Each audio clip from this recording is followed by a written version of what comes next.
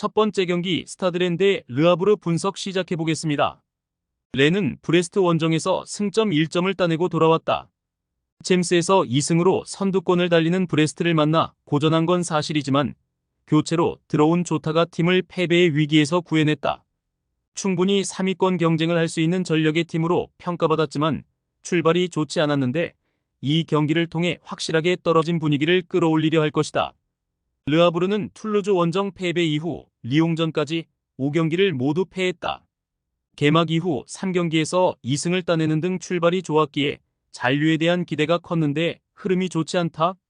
5연패 동안 뽑아낸 골이 한 골에 불과하고 그 기간 상대에게 모두 멀티골을 허용했다. 타르갈린의 경기력 저하와 함께 팀이 전체적으로 무너진 모습이다. 렌의 승리를 본다.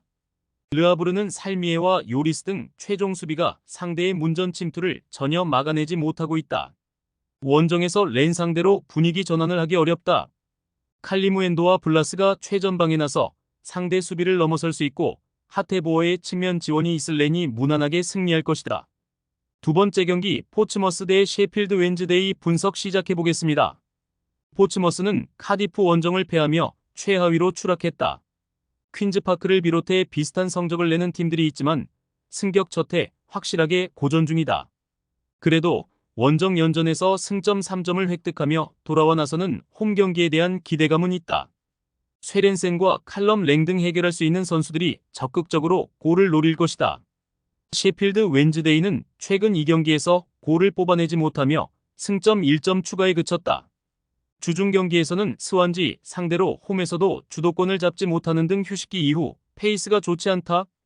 그래도 이케 우그보와 가사마, 로우 등 언제든 분위기 전환이 가능한 공격진이 있고 베르나드르와 발레리는 쉽게 무너지는 수비 라인이 아니다. 접전을 본다.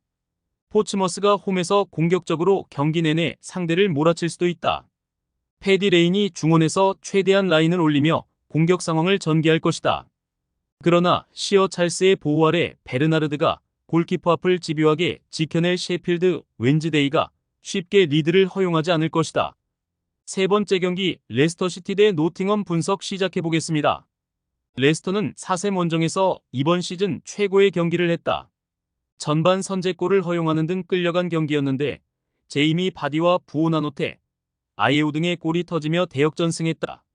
승격 동기인 상대를 만나 승리가 간절했는데 연승에 성공하며 이제 중위권 도약을 노린다. 동나이대 최고의 선수로 평가받는 바디가 풀타임을 소화하며 공격을 이끌고 있고 스킵과 은디디의 중원 존재감도 안정적이다. 노팅엄은 지난 라운드 홈 경기에서 팰리스에 승리했다.